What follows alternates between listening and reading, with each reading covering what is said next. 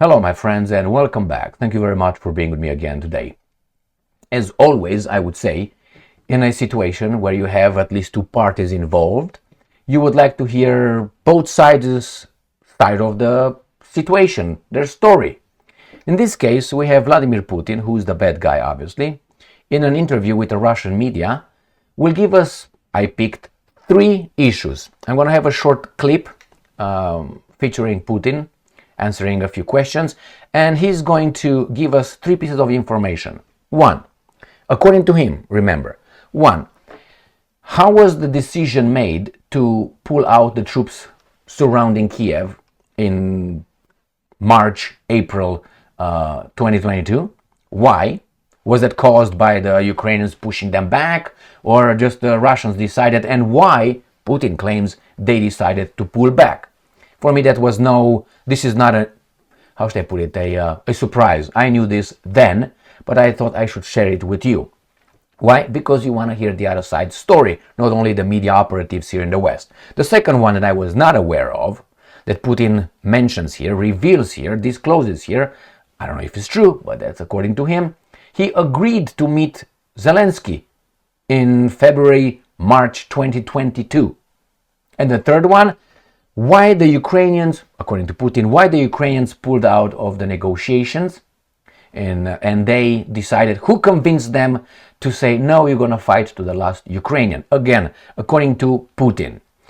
I don't know the second issue, which is Putin agreed to meet Zelensky. I don't know about this, is news to me. But the other two, I knew how it worked. So I thought I should share that with you. So let's start with Putin's little interview here. He is in his Aurus car, great car built by the Russians. Here it is. We launched the special military operation. We told the Ukrainian leadership that people in the Donetsk and Lugansk republics, they don't want to leave. Just leave and there will be no war, no hostilities. No, they wanted to fight, but nevertheless, they agreed to hold these talks. This was back in late February 2022. Our European leaders who talked to me on the phone, and they told me that Ukraine cannot sign a peace treaty. And one of my colleagues told me, and I've mentioned him, and I said, and I mentioned him by the name, and that we had to withdraw our troops from Kiev.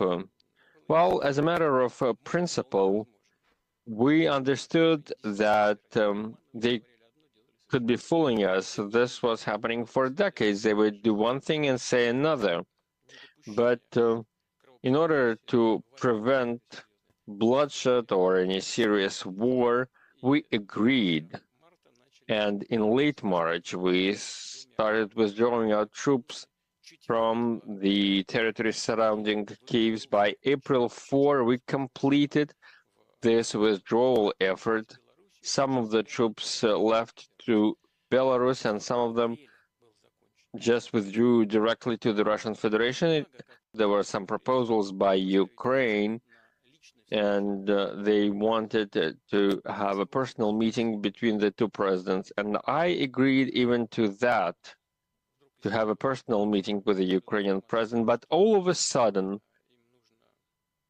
we got a message from Kiev that they had to seek advice from their allies, so they put it on pause for a week.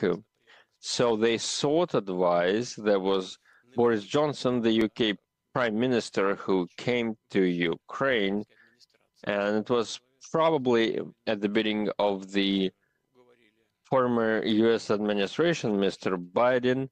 They convinced Ukrainians to continue this war. No one is hiding this, and Ukrainian officials themselves, and I'm talking about high-ranking officials, admitted so in their public statements, and the UK leadership has not also made any secret out of it. They refused to abide by this agreement, to sign this agreement, and decided to continue this war. And They told us we will be fighting until the last Ukrainian, until either you or we win. They decided not to sign a peace treaty. As a matter All right, so this is according to Vladimir Putin. So he claims that we decided to pull our troops away from Kiev in order to prevent bloodshed. Now, I don't know about you, but even the media operatives in those times in February and March 2022, they didn't report that the Ukrainians were pushing the Russians to the border, like they were having an offensive from Kiev and pushing them over there, like the Russians were running, that they left their boots behind. That's how fast they were running. I did not remember that happening. What I remember happening, it was one day all the Russian troops decided to turn around and go towards Belarus and Russia. This is how I remember it. They were not under bombardment, they were not pushed by the Ukrainian tanks or infantry advancing with the bayonets or the airplanes or missiles. Nothing like that. Nothing like that. So isn't that strange for a country that these operatives in the media tell us every day that they want to destroy Ukraine? Why did they turn around and they continued to fight? So you turn around from around Kiev to fight in Donbass? Why would you do that? Oh, for strategic reasons. Then why did you go over there in the first place? Why didn't you try again? Look what's going on, for instance, on the entire front in Ukraine. They are still fighting continuously since February 2022. So why is nothing happening around Kiev right now? Nothing. The Russians did not bring back their military over there, did not even try one offensive towards Kiev since then. Why not? If you tell me that's not that was just to intimidate, well, they didn't, obviously. Was that a bad coordination? Why was it a bad coordination? So they had a faulty interpretation of the scenario of what's going on over there? No, I don't believe that. I am more inclined to believe what this bad dude called Putin says about this one than these operatives tell me. I mean, I don't want to drop, 40 IQ percentiles just to agree with the operatives here in order to say, oh yeah, that's right. No, I don't want to do that, and I will not do that. The second one, I didn't know that Putin agreed to meet Zelensky. I didn't know that. That's news for me. Is it true? According to Putin, I don't know.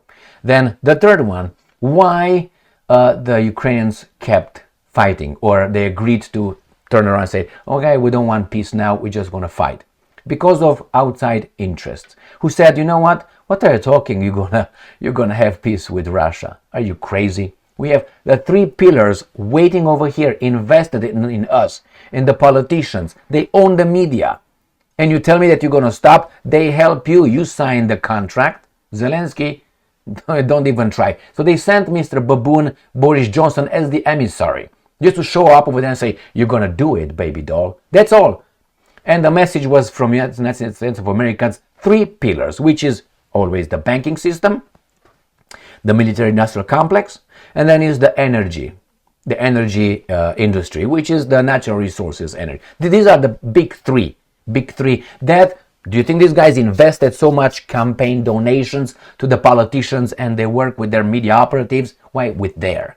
I mean, who owns the shares?